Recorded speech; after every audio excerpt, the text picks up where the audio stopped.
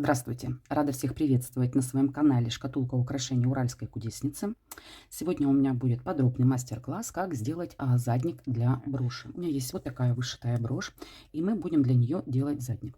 Первое, что нужно сделать, это нужно сделать уплотнитель из картона. Берем брошь, берем любой картон, на картон кладу брошку, обязательно ее пальчиком вот так вот прижимаю, чтобы размер точно совпадал, обвожу по краю. Затем этот шаблон, который у меня получился по размеру моей броши, надо уменьшить с каждого края, то есть по всему периметру на 2-3 миллиметра. Это делается для того, чтобы потом можно было спокойно пройтись иголочкой по краю броши, не входя в картон. Уменьшила. Теперь я это все вырезаю. Вырезала. Теперь я беру клей. Клеем можно пользоваться любым, даже самым обычным клеем ПВА канцелярским. Хорошо смазываю картон и приклеиваю на обратную сторону броши. А я больше всего люблю работать вот с такой искусственной замшей. Ее я приобретаю в канцелярских магазинах формата А4, большие наборы. Почему мне нравится? Потому что, ну, во-первых, она тоненькая, и на обратной стороне практически не видны стежки. Замша искусственная, она такая немножко как бы мягкая, с ворсинками, и ниточки утопают. Сегодня я буду работать с замшей вот такого серого цвета. Итак, картон у меня прихватился. Выбираю тот размер, который мне нужен. Форма моей броши очень простая. Если форма броши сложная, то надо будет уже четко вырезать. Я потом тоже в своих следующих роликах покажу, как сделать заднику сложной формы броши. Там нужны будут дополнительные инструменты. Еще раз прикладываю. Смотрю, мне хватает. Единственное, что я сейчас сделаю, четко отмечу верх броши. Так, убираю. Четко центр отметила. Теперь мне нужна будет булавочка. Булавочка у меня вот такая с защитным механизмом.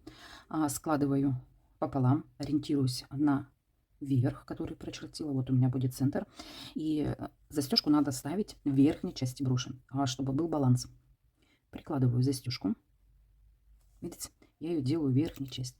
Отмечаю место разреза. Теперь мне нужна будет дополнительная картонка для выдавливания клея, но я сейчас уберу свой коврик для бисера. Если клей попадет на коврик для бисера, ваш коврик будет навсегда испорчен. Беру опять задник, складываю пополам и делаю 2 небольших надреза. Все, надрезы у меня сделаны. Начерченные линии у меня остаются внутри. Беру застежку, продеваю ее на лицевую сторону. Кстати, смотрите, хочу предупредить, некоторые застежки вот здесь вот плохо закреплены, поэтому надо будет взять дополнительный инструмент, допустим, плоскогубцы, и немножко здесь потянуть. Но у меня все застежки хорошо потянуты. Я это делаю сразу, когда покупаю, проверяю все застежки. Одна половинка зашла, теперь во вторую прорезь я продеваю вторую, и вот так это выглядит с лицевой стороны. Затем мне надо закрепить эту застежку, чтобы она не болталась. Выдавливаю капельку клея на картонку. Переворачиваю вот таким образом застежку. Кстати, эта замша очень хорошо клеится. Мне прям нравится с ней работать, и клей не просачивается наружу. Немножечко вот так делаю углубление и промазываю застежку изнутри. Поверьте, она сразу зафиксируется. Прижимаю пальчиками. Теперь мне нужен будет опять клей. Моя брошка. Буквально там 2-3 минуты, даже минуты хватает, чтобы эта замша приклеилась. Беру клей, смазываю задник броши, картон, распределила клей, тоже подожду буквально 10 секунд и начинаю все это склеивать. Единственное, что я сейчас делаю, я застегну булавочку, чтобы мне было удобнее. Булавка у меня уже приклеилась, замша, посмотрите, сидит плотно. Теперь мне надо соединить эти 2 половинки. Я ориентируюсь на самую выступающую часть броши. Вот у меня здесь была начерчена линия. Вот так прикладываю. Смотрите, смотрю, чтобы центр совпадал с центром. Хорошо это все прижимаю. Сейчас можно опять открыть булавочку. Вот эти прорези вот так вот поджать ноготочками, чтобы не были видны вот эти дырочки.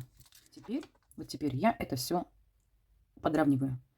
Срезаю лишнюю ткань, то есть лишнюю замшу я подровняла. Вот так это все выглядит. Но сейчас я начну обшивать край броши. Приготовлю материал и покажу вам, как делается американский заделочный шов.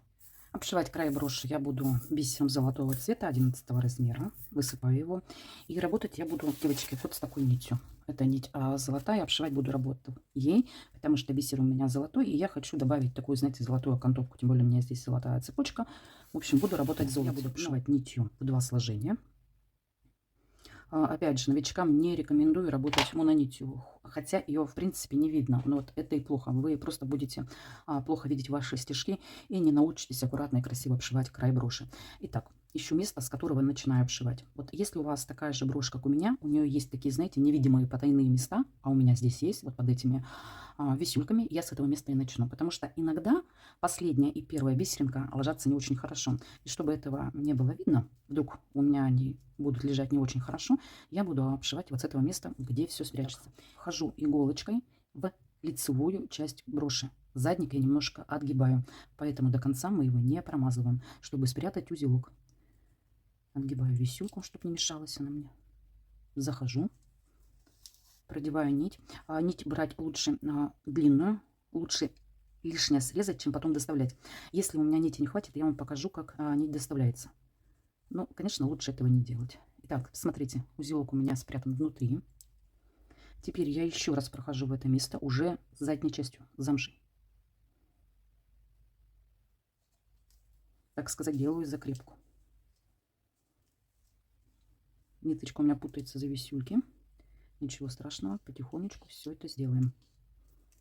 Нам самое главное пройти вот это место, где висюльки.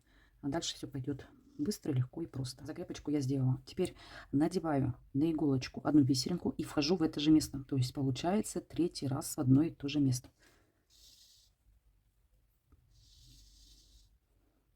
Продергиваю нить.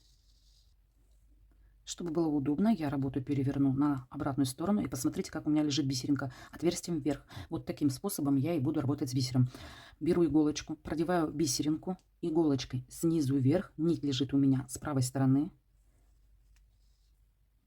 Прохожусь ниточкой, продергивая. Вот так подтягиваю, и бисеринка у меня встает наверх. Посмотрите, она встает вот на этот торец. Затем беру вторую бисеринку, надеваю ее на иголочку. Отступая расстояние примерно на размер одной бисеринки, вот здесь, вхожу в лицевую часть, продергиваю нить. Бисеринка у меня опять легла отверстием вверх. Нить держу с правой стороны, иголочкой продеваю бисеринку снизу вверх, продергиваю нить. Подтягиваю, и бисеринка у меня встает в том положении, в котором нужно. Все бисеринки в американском заделочном шве становятся отверстием вверх. И вот таким образом я иду по всему шаблону броши.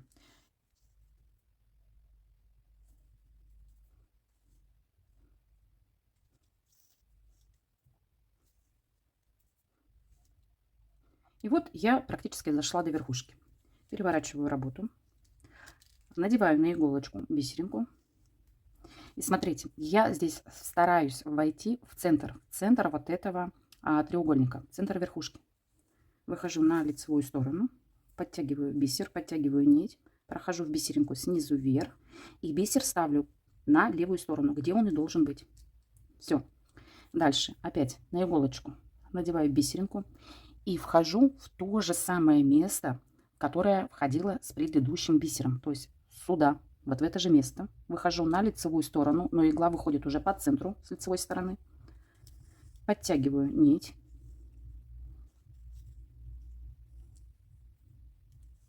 Вхожу в бисеринку снизу вверх.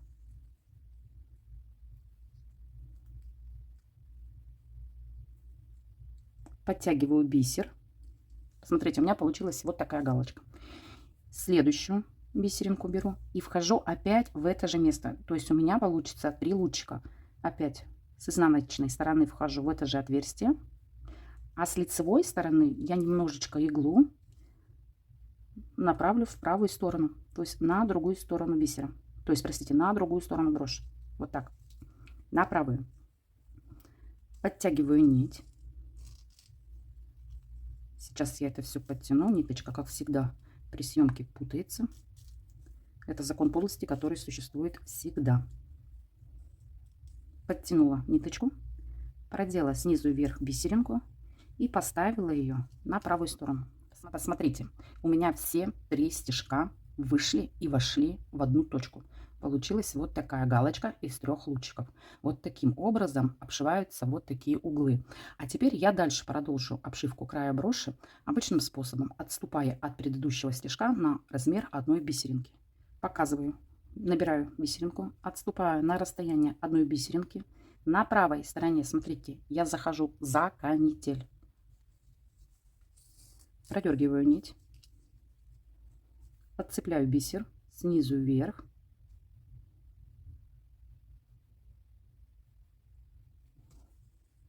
и подтягиваю ниточку. Все. И вот таким образом продолжаю работу дальше. Можно цепляться не за канитель, а за фетр, который находится за канителью перед линией среза. Ну тогда фетра надо будет оставлять чуть побольше. Здесь уже выбирайте сами, как вам хочется это сделать. Но опять такой момент.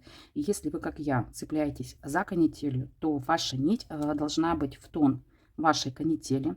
По крайней мере, точно не другого цвета, либо работать мононитью. Иначе ее просто будет видно. И это некрасиво. Так как у меня канитель золотая, нить золотая, бисер золотой, я могу себе это позволить. И посмотрите, нить практически не видна. И вот таким способом я сейчас полностью обошью край броши и встречусь с вами тогда, когда будет у меня уже последняя бисеринка. Так, у меня осталась одна бисеринка. Вот нити хватает прямо в тютель, вхожу в изнаночную сторону, со стороны замши, выхожу в лицевую. Сейчас уберу вот эти висюльки, чтобы они мне не мешали. Не очень удобно делать это все на камеру. Подтягиваю бисеринку. Вхожу сверху вниз, хорошо подтягиваю. И вот смотрите, у меня здесь осталось небольшое расстояние. Бисер цельный сюда не войдет. Если я его впихну, то линия будет неровная. Не надо впихивать то, что не входит, девочки. Поэтому, так как я начинала с того места, где у меня закрывается все подвесками, вот я про это и говорила вам, что иногда первая и последняя бисеринка не очень хорошо встают. Поэтому я и начинала с этого места. Не буду я сюда впихивать бисеринку. Я просто закончу. Смотрите, ниточка вышла из последней. Я вхожу в первую, самую первую, с которой мы начинали обшивку края. Подтягиваю бисер. Посмотрите, бисер у меня становится ровно.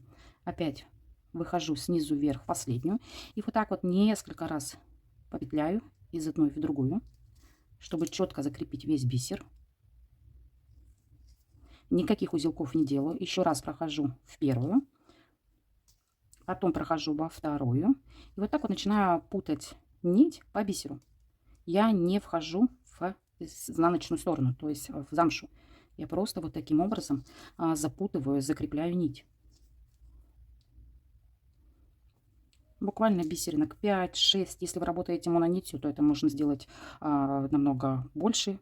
То есть пройти через большее количество бисера. Мононить не видна, она тонкая. Но вот у меня нить золотая. Поэтому я вот прошла, допустим, бусинок через 10. Все, вышло. С лицевой стороны здесь я могу сделать узелочек. Вот таким образом. Все, узелок я сделала. Теперь захожу либо в этот бисер, либо в следующую бисеринку. Наоборот, теперь не снизу вверх, а сверху вниз. И стараюсь иглу вывести на лицевую сторону. Смотрите, видите, у меня иголочка выходит. Я ее подтягиваю. Нить выходит у меня с лицевой стороны. И я ее просто немножко натягиваю и срезаю. Все. Нить у меня внутри работает, также она закреплена. И все, я полностью закончила работу над своей брошью. Единственное, что у меня осталось, это взять влажную салфетку и полностью всю работу протереть, чтобы стразы все блестели. Так как я обшивала брошь, я трогала их руками, и от пальцев все равно остаются отпечатки, какие бы они чистые ваши руки не были. Вот так выглядит изнаночная сторона, вот так выглядит лицевая сторона. В общем, моя брошь полностью готова. Если вам понравился мой мастер-класс, ставьте лайк. Если не понравился, конечно, ставьте дизлайк. А еще, девчонки, хочу сказать, подписывайтесь на мой телеграм-канал. Там я очень быстро отвечаю. Я всегда просматриваю все сообщения в телеграм-канале. Если вам что-то непонятно, или надо снять дополнительный ролик, или что-то объяснить по материалам, подписывайтесь. Я отвечу в самое быстрое время. Ну а на этом сегодня все. Я с вами попрощаюсь. До встречи на следующем моем мастер-классе.